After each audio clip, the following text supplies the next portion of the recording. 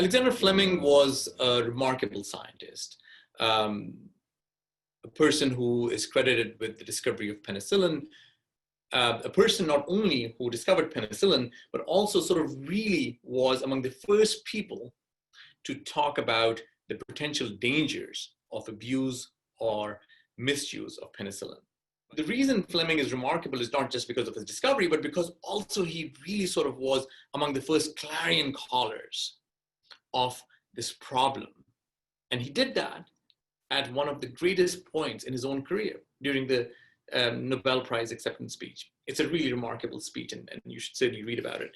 So in 1945, right after the war, penicillin is sort of this really greatest thing that has done tremendous service to the victory of the United States and her allies. And here is the man who discovered penicillin and says, well, be careful. And we didn't pay attention. But what had actually started happening even before penicillin was another drug, sulfur drugs, that were, before penicillin, the greatest blockbuster of the time.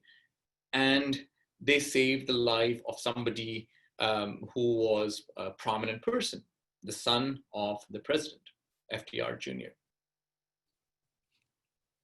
But by the time the war was in full swing, Brigadier Elliot Cutler, whose archives are, by the way, in Boston at the Conway Library at Harvard, when he was asked by the British parliamentarians, does the drug work? And he said, no, it doesn't.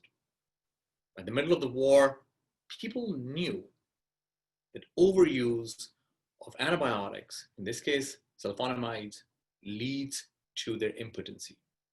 The question one should ask is, why was this call not heeded? What exactly was going on? How deep was the hubris?